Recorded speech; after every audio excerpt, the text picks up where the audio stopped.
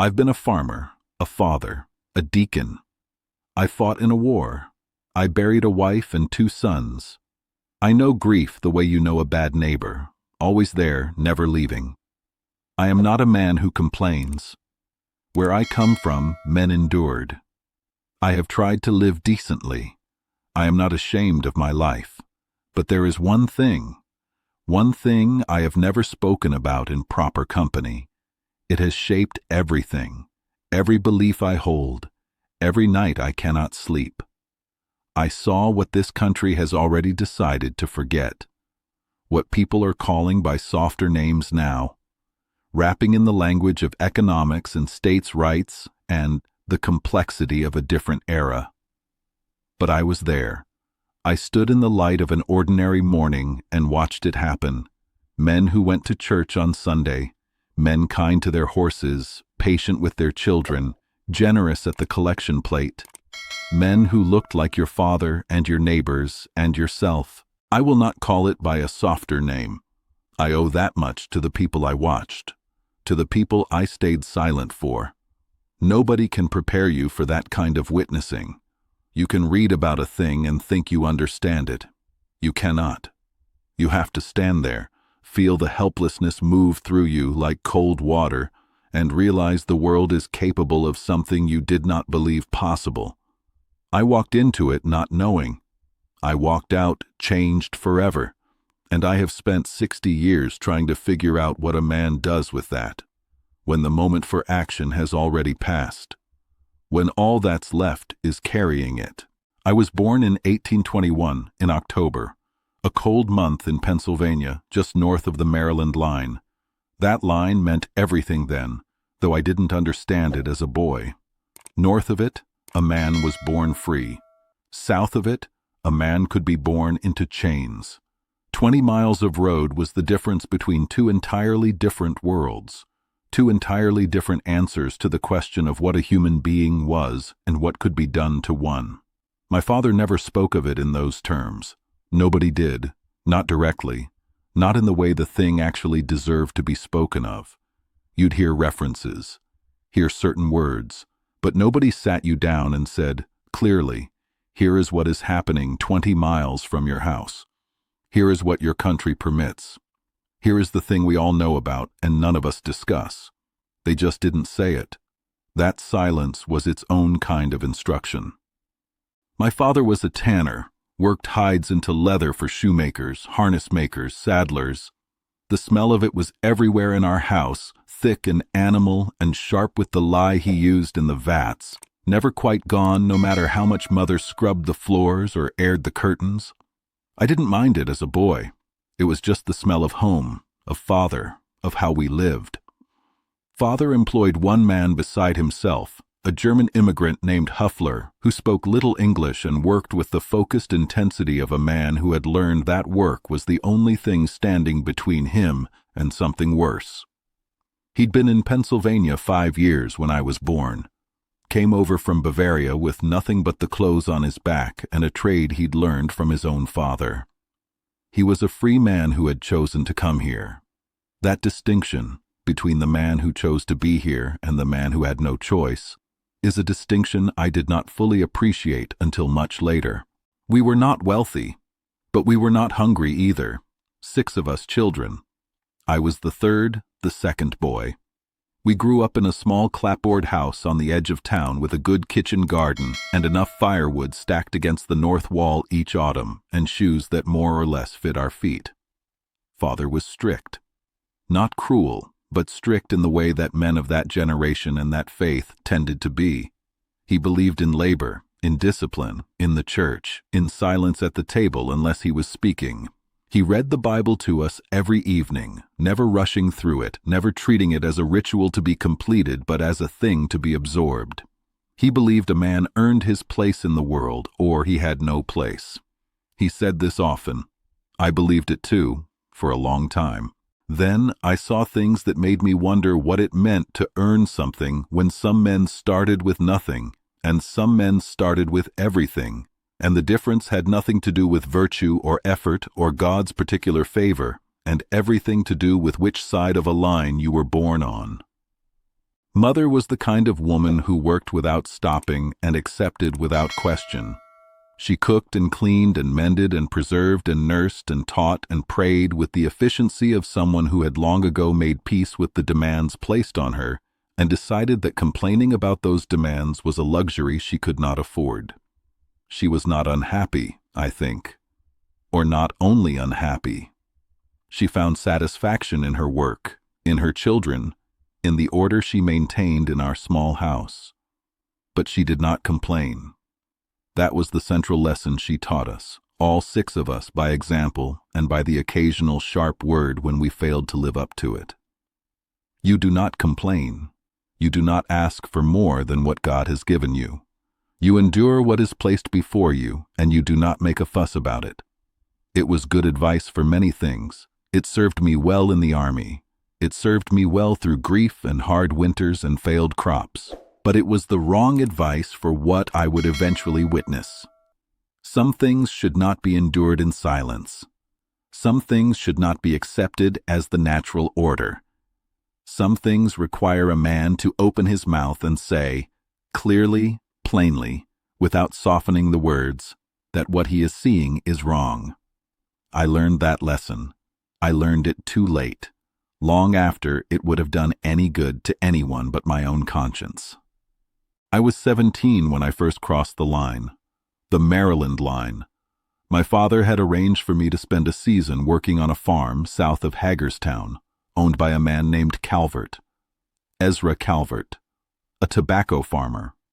Prosperous, father said, well regarded in his community, a good man to learn from, to see how a larger agricultural operation was run.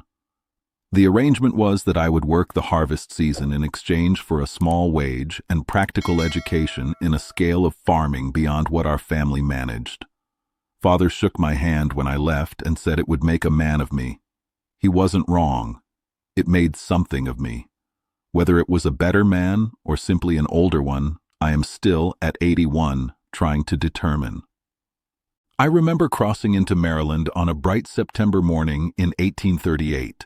Riding on a farm wagon with 2 other boys from Pennsylvania, both of them older than me by 2 or 3 years. The fields looked the same on both sides of the line. Same red clay soil, same late summer light across the rolling hills, same hawks turning in the blue air above. The corn was still standing in the fields, not yet dry enough to harvest. I didn't feel anything particular when we crossed. Didn't notice any change in the air or the landscape or the quality of the light. The world looked identical on both sides of that line. That was the first lesson, though I didn't recognize it as a lesson yet. Evil doesn't announce itself with a change in the landscape. It doesn't arrive with different weather or darker skies or a smell that warns you to turn back. It lives inside the ordinary, inside the unremarkable. Inside the morning light falling across fields that look exactly like every other field you've ever seen. You have to look carefully to see it, and most people choose not to look carefully. Most people find it more comfortable to see only the fields. The Calvert farm was large, 300 acres of tobacco, with another 100 in pasture and woodlot. A big house set well back from the road with white painted columns along the front porch, and tall windows that caught the afternoon light. Outbuildings spread behind it, a smokehouse, a dairy, a large barn, a cooperage, a mill driven by the creek that ran along the property's eastern edge. Everything needed, everything provided, everything organized with the efficiency of a man who had inherited a working system and maintained it carefully.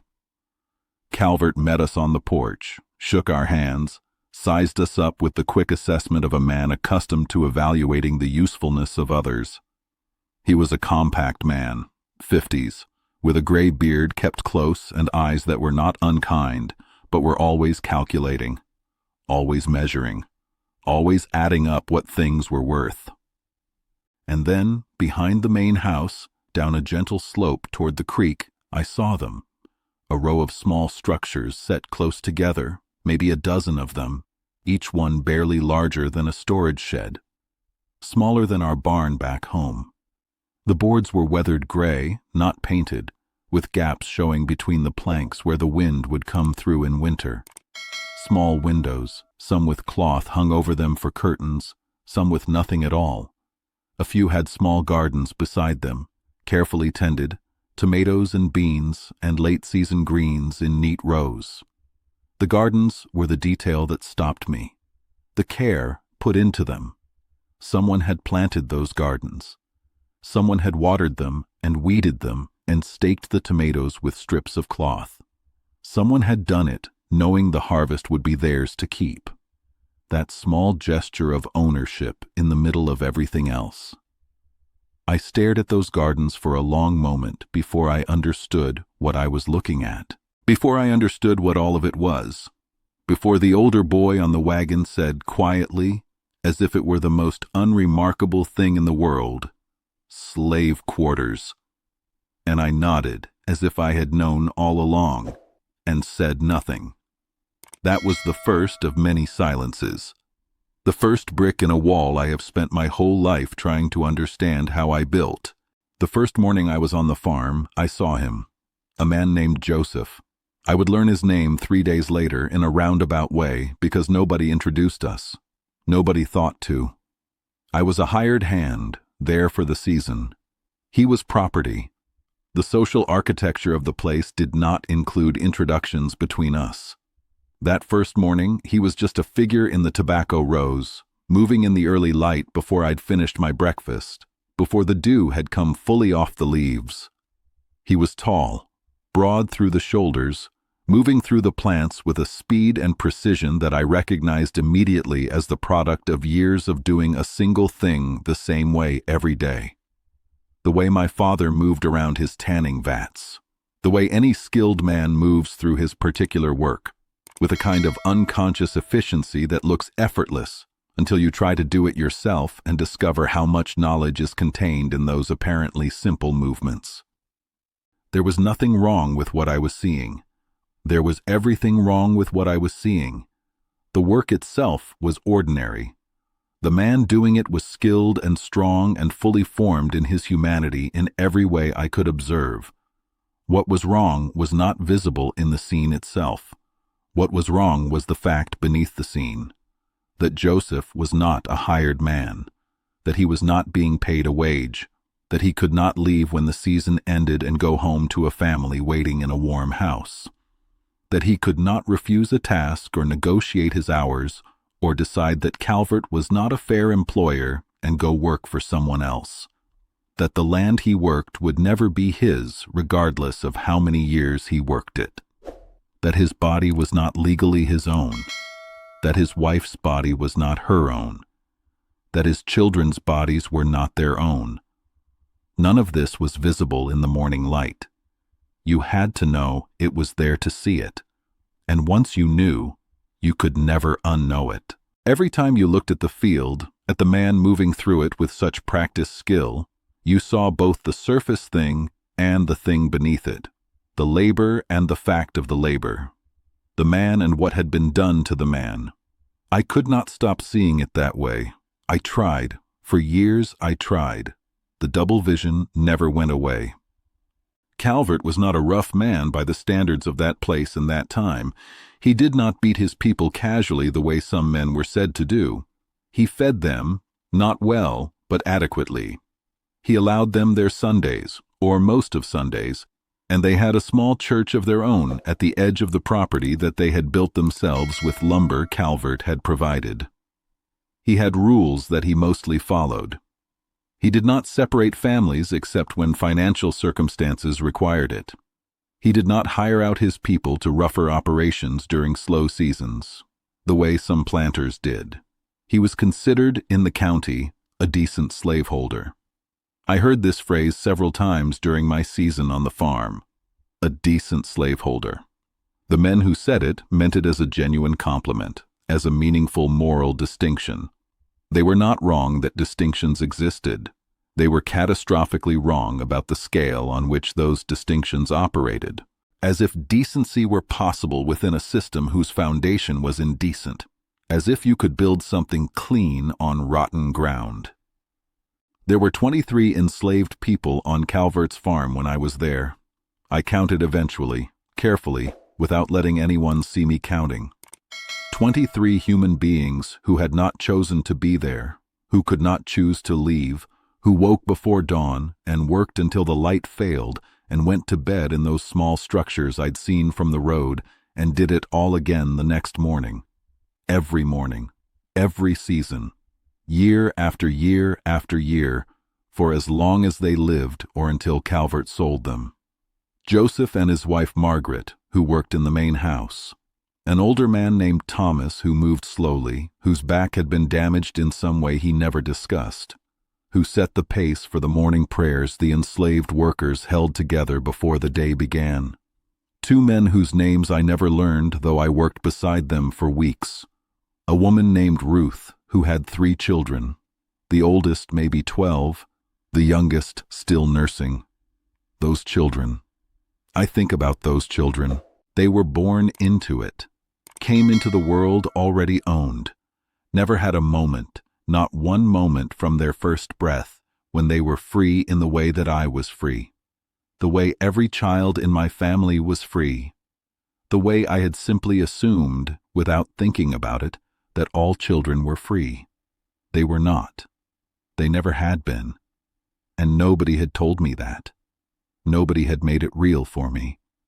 I had to go south of a line to see it with my own eyes. What I saw at the auction I will not describe in full. I am 81 years old, and I have tried, in the privacy of my own mind, to describe it fully, and I find I still cannot. Not because the words don't exist, because using them accurately means making the scene real again in a way I cannot sustain for long without losing something I need to function. I will say what I must say. I will say it plainly, and then I will say what it did to me, what it did to my understanding of the country I lived in and the men around me and the kind of man I was. It was October, near the end of my season on the farm. Calvert had business in the county seat and took me along on an errand that required my help with the wagon. We arrived in town on a Tuesday morning, the air cool and clear, the sky that particular deep blue you only see in October. The town was busy. Market day, I thought at first, seeing the crowd gathered in the square. Then I saw the platform, raised 4 feet off the ground, built of fresh lumber, the wood still pale and clean against the cobblestones, and on the platform, and beside it, and waiting behind it, people, not goods, people, men and women and children standing while other men walked around them. I watched a man have his teeth examined by a buyer who then turned to a companion and said something I couldn't hear from where I stood, and both men laughed. I watched a woman stand with her eyes fixed on a point somewhere above the crowd, on the middle distance, on nothing, looking at a place that did not exist in the square, but that she had clearly found inside herself and retreated into. I watched a child, maybe 7 years old, standing very still beside a woman I took to be her mother, holding the woman's hand, not crying, just still, with the stillness of a child who has learned somehow at 7 years old that stillness is what the situation requires. That moving, that crying, that behaving the way a frightened child might naturally behave would not help and might make things worse. 7 years old and already in possession of that knowledge. It destroyed something in me to watch her stand that still. Then came the part I could not have anticipated. The part I still see most clearly when I close my eyes. A buyer had purchased a woman, I will call her Ada, though I did not know her name then, and the paperwork was being completed at a table set to the side of the platform. And Ada's children, 2 boys, perhaps 8 and 10, had been purchased by different buyers, different men, going to different properties. The older of the 2 buyers lived in the county. The other was from Georgia, 2 days' travel south, 2 days that might as well have been the distance between the living and the dead, between people who could find each other again someday and people who could not. Ada understood what was happening before the children did. I watched her understand it, watched the knowledge arrive in her face and move through her body. She reached for her children, and a man put his hand on her arm and said something quiet and firm. She pulled away from him, reached again. The boys began to understand now. The younger ones started toward her. Another man stepped between them. Ada cried out, not words, or not words I can transcribe, but a sound that I have never heard duplicated before or since in 60 years of living, and have never been able to stop hearing since that morning. A sound that came from somewhere beneath language, beneath words, from the place in a person that exists before they learn to put their grief into sentences. The men around her did not react as if this was extraordinary. They waited. They had waited through this before. It was a routine complication, something that needed to be managed briefly before the transaction could be completed. That was normal. This was normal. I stood in that square at 17 years old and felt the world crack open beneath my feet and show me what was underneath. And I said nothing. I stood there with my hands at my sides, and I said nothing. Calvert saw my face as we walked back to the wagon. He was not an obtuse man. He knew what I had seen, and he knew what I thought of it, and he said to me, in the measured tone of a man explaining the obvious to a young person who lacks context, that this was the natural order of things, that Providence had arranged the races in a hierarchy for reasons that were not ours to question, that the people on that platform were cared for, housed, and fed, that their labor built the prosperity of the region and the nation, that the alternative, freedom without the preparation for freedom, would be worse for them than the current arrangement. He said this as if he believed it. He did believe it. That was the thing I came to understand over the weeks that followed, the thing that disturbed me more than deliberate cruelty would have. He had organized his conscience around his interests so completely and for so long that he could not find the seam between them anymore. He could not locate the place where self-interest ended and genuine belief began, because he had stitched them together decades ago and the stitching had healed over. He slept well. I am certain he slept well. I could hear him in his room at night, the slow, even breathing of a man at peace with himself. I did not sleep well. Not that season. Not for years afterward. Some nights, not even now. I went home to Pennsylvania at the end of that season, crossed back over the line on a cold November morning with the fields bare and the first smell of real winter in the air. Back to my father's house that smelled of leather and wood smoke and ordinary life. Father met me at the gate, shook my hand, looked me over the way men look over someone returning from a distance to check for damage. He asked how it had gone. I said fine, said I'd worked hard, learned a good deal, thought it had been a useful season. He nodded, satisfied. Asked about the tobacco operation, about Calvert's methods, about yields and equipment. I answered his questions with the parts of the season that I could describe without describing the rest. I did not tell him about Ada, did not tell him about Joseph, did not tell him about the auction or the woman's sound or the child standing with terrible stillness on the platform. Just answered the questions about tobacco and said I was glad to be home. And that was the beginning of a silence that lasted longer than it should have. Much longer. It wasn't that I had no language for what I'd seen. I had language. I had been raised in a church-going household in a state that had abolished slavery before I was born. I knew the arguments. I knew what the abolitionists said, and I had heard my father express general disapproval of the institution in the abstract way that many Northern men express disapproval, as a distant wrong, a Southern problem, a thing to be eventually resolved by history and Providence. What I had no language for was the specific and personal weight of it, the way it felt to have stood in that square and seen those particular people and done nothing. The way a thing you have witnessed in your body is different from a thing you have read about in your mind. I had read about slavery. I had now seen it. Those are different kinds of knowing, and they require different kinds of response, and I was not prepared to make either response at 17 in the autumn of 1838. So I said nothing. And then more time passed, and saying nothing became the established pattern. And patterns are the hardest thing to break once they've set. The men I grew up with, the men I worked beside and drank with and went to church with through my 20s and 30s, most of them felt something in some dim and unexamined way about slavery. Felt it was probably wrong, probably contrary to what the foundational document said about all men being created equal, probably something the country would have to deal with eventually. But feeling that something is wrong and acting on that feeling are separated by a distance that most men never cross in their lives.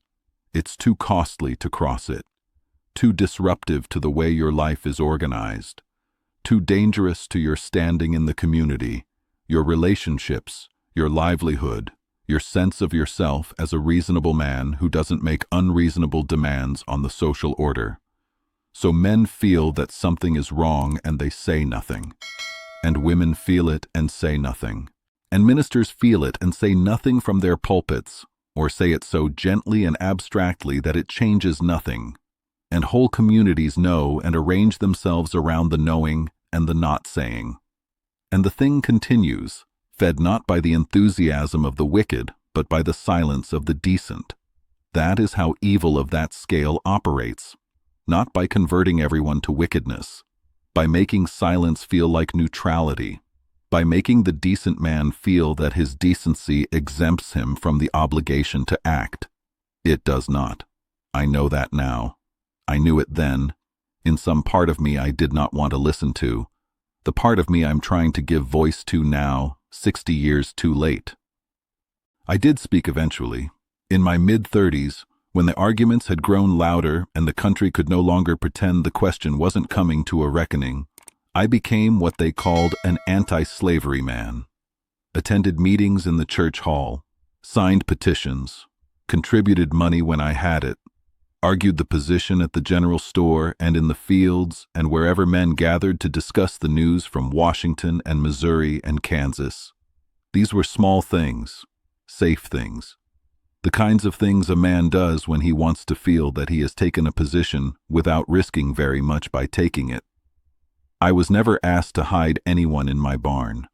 Never had to make a choice that cost me anything significant. The men who did that work, who drove the wagons at night and hid people in cellars and risked prison and worse, I knew some of them, respected them, felt, in their presence, a particular kind of shame that I have never been able to fully account for or dispel. They had crossed the distance between knowing and doing. I had not. I had moved closer to it, but crossing it and moving closer are still two different things. My wife, Eleanor, was from a Quaker family up near Doylestown.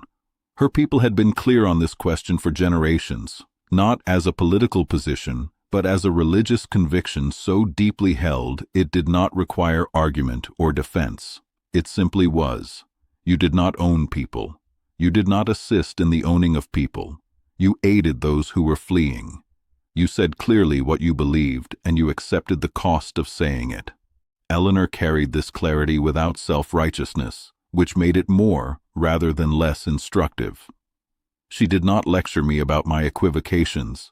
She was not a woman who lectured, but she looked at me sometimes with an expression that was not quite disappointment and not quite a question, but contained something of both, an expression that asked whether I was prepared to be the man she believed I could be, whether the version of me that I presented was the actual version or a more comfortable approximation.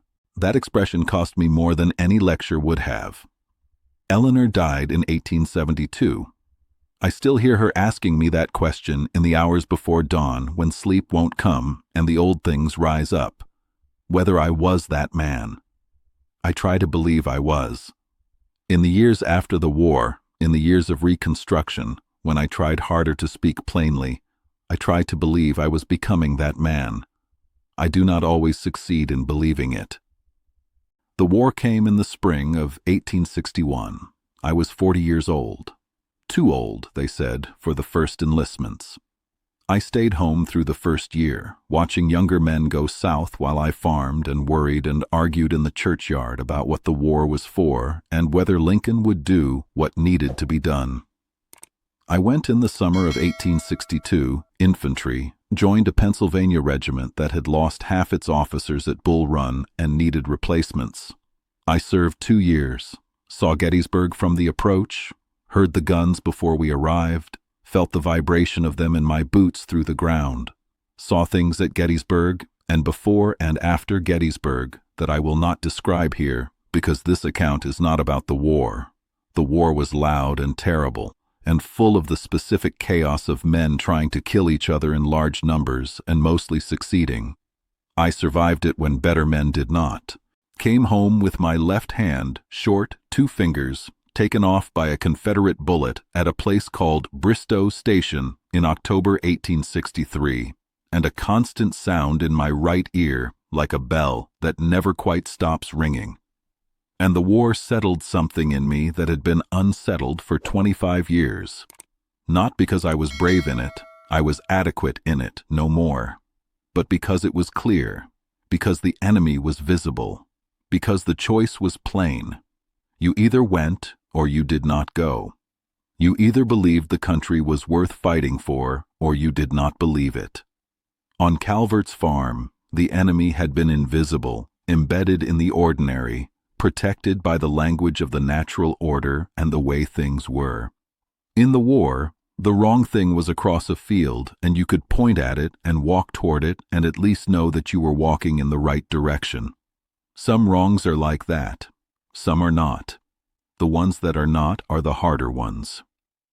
After the war, after emancipation, after all of it was over and the country was trying to figure out what it was now and what it owed and to whom, I went back to Maryland.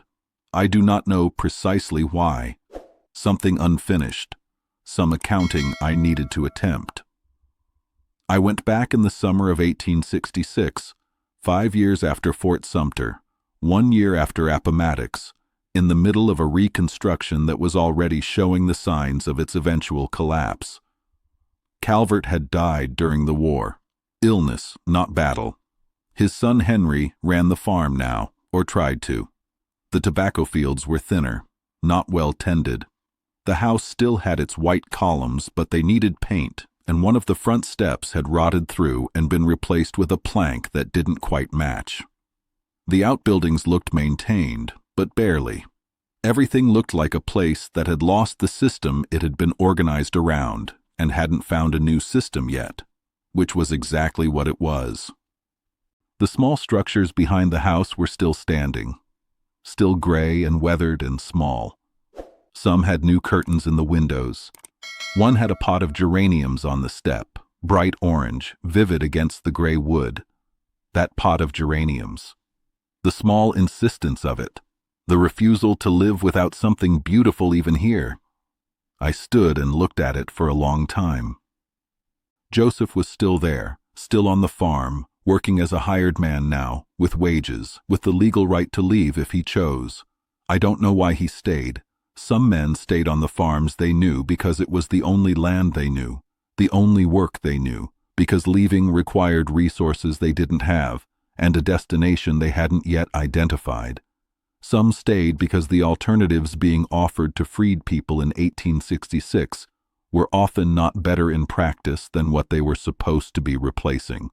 Freedom on paper and freedom in reality were still not the same thing. Joseph stayed. He was working the tobacco rows when I found him, moving with the same efficiency I had first noticed nearly 30 years before in the September light.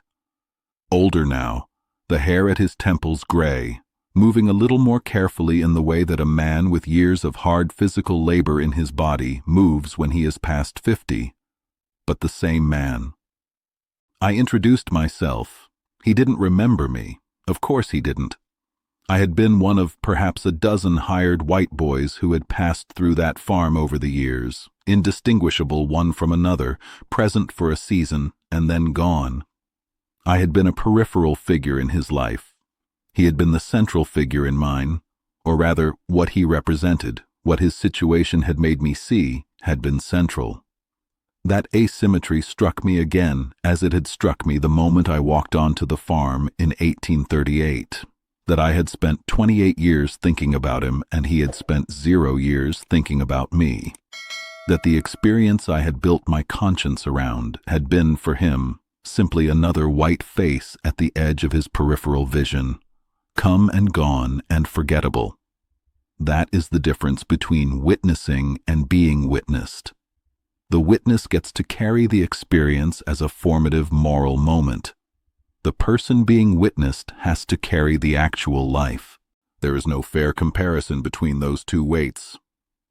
We talked for perhaps half an hour. He was careful at first, still reading the situation, still assessing my intentions, still doing the complicated calculation that a man in his position had to do with every white stranger before deciding how freely to speak. I told him I had been there in the autumn of 1838, that I had worked the harvest that season, that I had been in the town square when the auction was held in October of that year. Something shifted in his face when I said that. Not much, but something. He asked me what I remembered about it. I told him about the platform and the buyers and the woman I had called Ada and her children. He nodded slowly, said he had been kept away from the square that day, that Calvert had found reasons to keep most of his people occupied on the farm, away from the town, but that he had heard what had happened, that his brother had been one of the men sold that morning, that the buyer from Georgia had taken his brother south, and that he had received one letter, badly written, from a free black man his brother had befriended, saying that his brother had arrived safely at a plantation near Savannah. That was the last word he'd had. No more letters after that. No word during the war. No word after. He did not know if his brother was alive. He said all of this the way you say something you have said inside your own mind, so many thousands of times that the saying of it aloud is just the outer surface of an inner saying that never stops. Flat, matter of fact, stripped of the grief that was clearly still inside it because the grief was too large and too old and too unresolved to display to a stranger on a hot summer afternoon in a tobacco field. I said I was sorry. The words were worthless. He knew they were worthless. I knew they were worthless. He nodded and said he appreciated my saying it, and then he went back to work.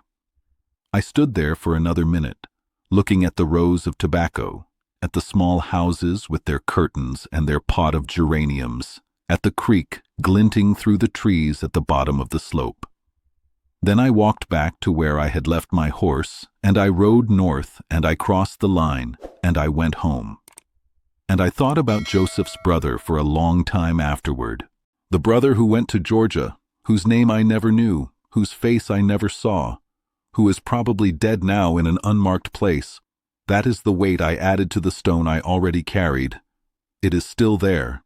It will be there when I die. I am 81 years old now. Most of my children are living.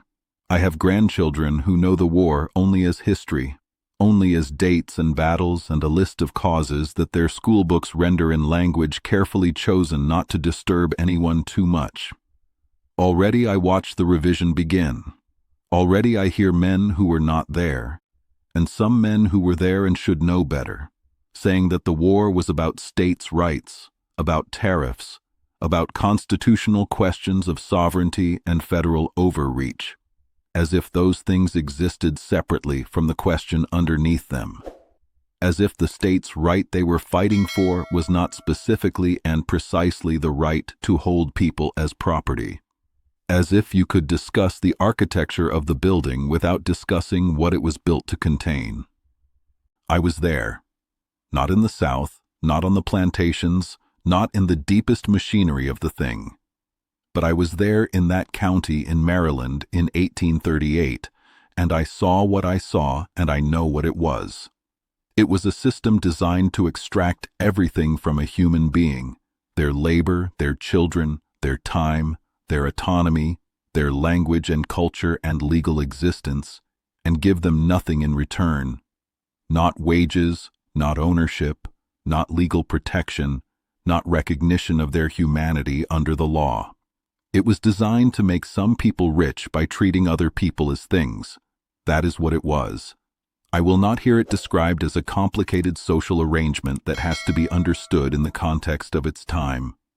The people in that time who understood it clearly, the abolitionists, the enslaved people themselves, the Quakers, the free black men and women who wrote about it with perfect clarity, they understood it. The context was available. The choice to pretend otherwise was a choice. It was always a choice. The forgetting has begun, and I cannot stop it. I am one old man with a stone in his chest and 2 missing fingers and a ringing in his ear. I cannot stop a country from deciding to be more comfortable with its own history than the history deserves. What I can do is say, plainly, while I am still alive and still capable of saying it, that I was there, that I watched, that I said nothing when I should have said something, that the silence of people like me, decent, northern, church-going, vaguely disapproving people who found reasons not to act, was not neutral, was not innocent, was not the absence of a choice but a choice itself, made repeatedly, over years, with full awareness of what was happening and full knowledge of what the right thing would have been. We chose our comfort over their freedom, over and over again, for decades. I chose it. And the country is still making versions of that same choice, still finding reasons to look at the square and not see what is happening on the platform, still measuring cruelty by the lowest possible standard rather than any standard that deserves the name. If I could go back, I would do it differently. I would speak. At 17, in that town square in October of 1838, I would have opened my mouth and said something. I know what people would say to that I was one frightened boy among hundreds of men who believed in the system, who had built their livelihoods around it, who would have responded to my protest with impatience at best and violence at worst. That my voice would have changed nothing that day. That the arc of history does not bend for a single frightened teenager from Pennsylvania who found his conscience at the wrong moment in the wrong town. They are probably right. One voice on one Tuesday morning would have changed nothing for Ada or her children or Joseph's brother. The machinery was too large and too established and too profitable for any single voice to stop it. But here is what I know. A man who speaks when speaking costs him something is a different man from a man who stays silent. Not in the eyes of history. History doesn't care about most of us, but in his own eyes. In the accounting he does of himself when he lies awake in the years after. I would have been a different man if I had spoken. Would have been able to live with myself more completely than I have managed. Would have had a foundation of honesty to build the rest of my conscience on, instead of a foundation of silence that had to be constantly compensated for and justified and reframed. The cost of speaking would have been real and immediate and probably painful. The cost of silence has been slower and larger and permanent. Given the choice again, I would pay the smaller cost. I would speak and suffer whatever consequence came from speaking and at least know that I had been the man I believed myself to be when I described myself as decent. But I cannot go back. That boy is gone. The farm is changed beyond recognition. Joseph is old or dead. His brother is dead. I feel certain of this, though I do not know it.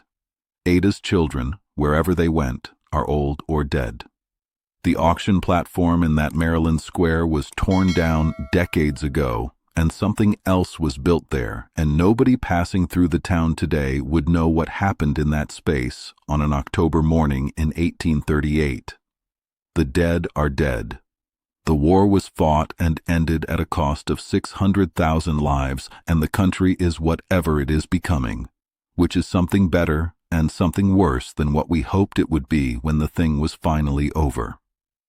I see young men now who never had to cross a line like the one I crossed, who were born into a country that had formerly, at terrible cost, answered at least the legal version of the question. I do not envy them their ignorance of what came before them. I am glad they don't have the things I have seen behind their eyes, but I am also aware that the question doesn't stay answered, that the tendency toward the comfortable version of events, toward the softer language and the more flattering narrative is always present and always working, that every generation faces some version of the same test, not slavery perhaps, but something. Some arrangement of the world that benefits some people at the expense of other people, and that the benefiting people are strongly motivated not to see clearly. The test comes in different forms. The structure of the test is always the same. Look at this thing clearly and speak honestly about what you see, or find a reason not to look, or look and then find words that make the looking feel like the not looking. If anyone reads this, if any young person sees these words, man or woman, I hope you will understand what I am trying to tell you. I am not trying to tell you about slavery specifically, though I am telling you about slavery. I am trying to tell you about silence, about how silence feels like safety until you are 81 years old and can see the whole shape of your life and understand what your silences cost, about how the choice not to speak is still a choice, with a cost like every other choice, about how the cost does not come due immediately. It accrues. It waits. It sits in you like a stone and gets heavier as the years pass, and the moment for speaking passes, and the people who needed you to speak are gone and beyond helping. About how there is a version of yourself that you could have been and didn't choose to be, and that version of you follows you quietly, not loudly, stands just outside your peripheral vision, never leaves entirely. That is what I have carried. That is what I carry still, the stone, the version of myself that stayed silent when I should have spoken, the auction square, Ada's sound, the child standing very still, Joseph's brother sold to Georgia, whose name I never knew, whose face I never saw, who is almost certainly dead in an unmarked place somewhere south of a line I should have refused to cross so casually, as if nothing on the other side of it was any of my concern. It was my concern. It was the concern of every person who lived in that country at that time and benefited from its arrangements and said nothing. My concern. Ours. That is what I will die knowing, that it was mine to do something about, that I did not do enough, that nobody did enough, not nearly enough, and the price of that was paid by people who had already paid too much. That is the thing I cannot fix now, cannot go back to, cannot change. Too late. Always in the end, too late.